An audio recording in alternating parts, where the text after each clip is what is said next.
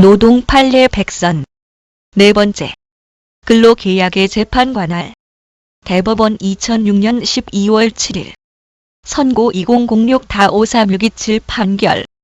유성재 중앙대 법학전문대학원 교수의 평석입니다. 1. 사실관계. 원고들은 피고인 국내 회사 Y가 중국 상해에 직접 투자한 현지 법인 A에 입사한 근로자들이다. 중국 현지 공장에서 근로하던 중 원고들은 2002년 4월에 국내 회사 Y의 창원 공장에서 1년 동안 기술 연수를 받는 출국 연수 약정을 체결하였는데, 그 내용은 중국 회사는 기본급을 지급하고 왕복여비와 연수기간 동안의 식비 및 주거비를 부담하고, 국내 회사는 연수기간 중 1일 8시간 근로에 시금 6,050원을 지급받기로 하는 것이었다. 원고 근로자들은 대부분 한 달에 100시간 이상의 연장 근로와 야간 근로에 종사하였는데, 이에 대해 최저임금에 미달하는 임금을 지급받았다고 주장하면서 국내 회사 Y에게 미달임금, 수당 차액 및 퇴직금 지급을 구하는 소송을 제기하였다.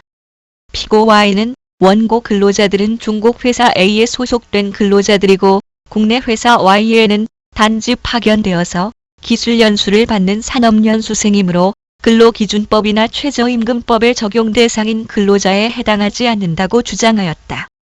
한편 근로자들과 중국 회사 A가 체결한 출국연수 합의서 제8조에는 위 합의로부터 야기되거나 위 합의와 관련되는 일체의 법률적 분쟁은 원칙적으로 쌍방의 협상으로 해결하고, 협상이 되지 않을 경우 중국 법률에 따라 노동중재를 통해 해결하며, 노동중재 재결에 불복할 경우 소송을 할 수 있다고 정하고 있다. 2. 판결 내용.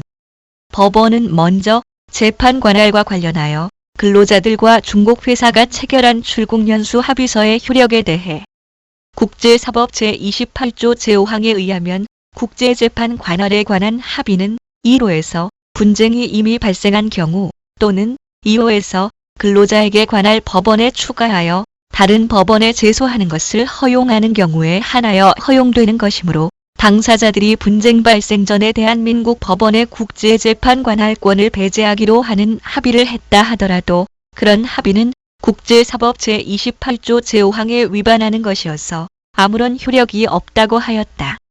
즉, 사전에 미리 재판 관할에 합의한 출국연수 합의서 제8조를 무효라고 보고, 재판 관할은 위 국제사법 제2조 제1항에 따라 실질적 관련이 있는 대한민국 법원이 재판 관할권을 갖는다고 보았다.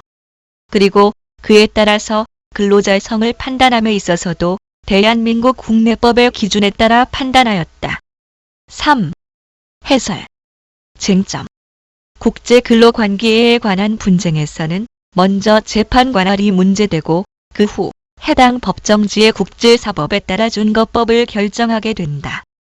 그리고 법적 개념 해당 여부를 어떤 국가의 법에 의해 결정할 것인지가 문제된다. 저는 여기서 잠시 헷갈렸는데 들으시는 분들도 그럴 수 있다고 가정하고 설명드리면 이렇습니다. 첫째, 어디서 재판할 건지, 둘째, 그 재판하는 곳은 어느 나라의 법을 가지고 판단할 건지, 셋째, 법적 다툼이 있는 근로자라는 개념은 어느 나라의 근거를 가지고 근로자라는 것을 판단할 건지, 이렇게 세 가지를 순차적으로 따져봐야 한다는 겁니다. 재판 관할.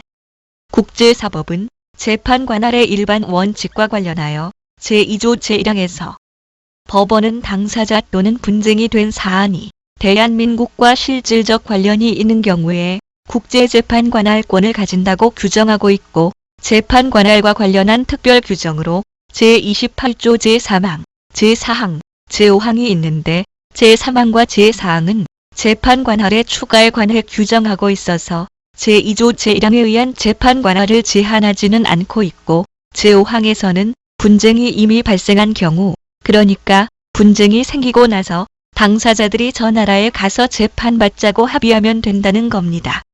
그리고 근로자에게 관할 법원에 추가하여 다른 법원에 제소하는 것을 허용하는 경우, 그러니까 근로자가 원하는 곳에서 재판받도록 합의한 경우에는 그것도 인정한다는 겁니다.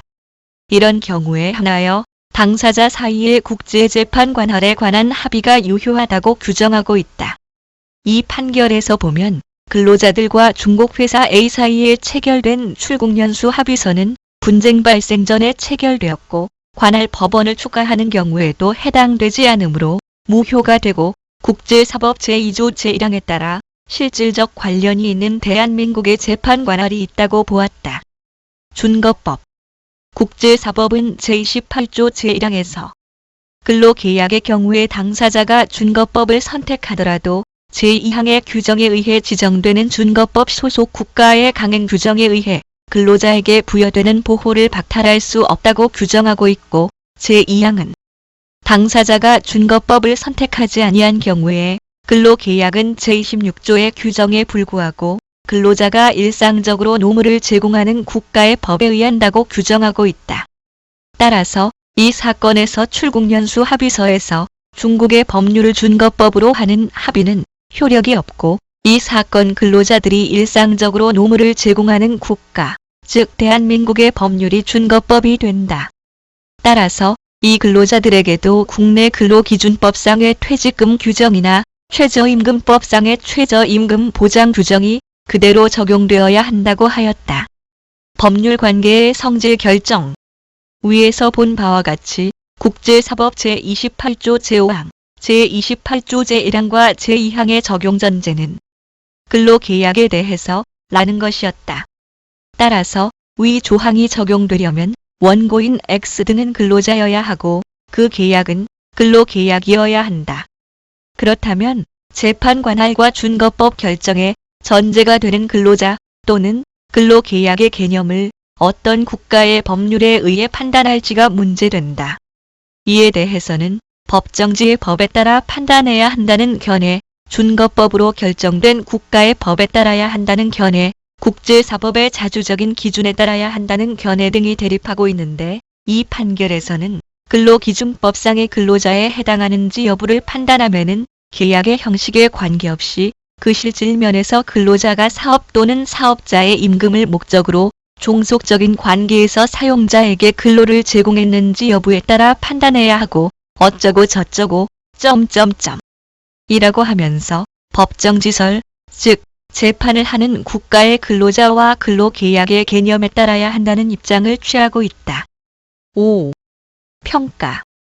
국제사법의 적용을 받기 위해서는 먼저 국제적 법률 관계가 인정되어야 하는데 이에 대해서는 외국적 요소가 있는 법률 관계는 모두 국제사법의 적용 대상이 된다는 형식설과 당해 법률 관계의 국제적 성격이 상당한 정도에 이르러야 국제사법의 적용 대상이 될 수 있다는 실질설이 대립하고 있다. 판례는 실질설의 입장을 취하고 있다. 2001년 4월 7일에 개정되어 2001년 7월 1일에 시행된 국제사법은 재판 관할에 관해서는 제2조에서 법원은 당사자 또는 분쟁이 된 사안이 대한민국과 실질적 관련이 있는 경우에 국제재판 관할권을 가진다고 하여 국제재판 관할권에 관한 일반 원칙을 정하고 있고 제28조 제3항에서 제5항까지 국제근로계약 관계에서의 재판 관할에 대한 특례를 규정하고 있다. 주의할 것은 이 적용 대상이 근로계약으로 한정되어 있으므로 집단적 노동관계에 대한 사항의 재판 관할은 이 규정이 적용되지 않는다는 점이다. 그리고 준거법 결정의 일반 원칙은 제26조의 특례의 규정은 제28조 제1항과 제2항에 두고 있다.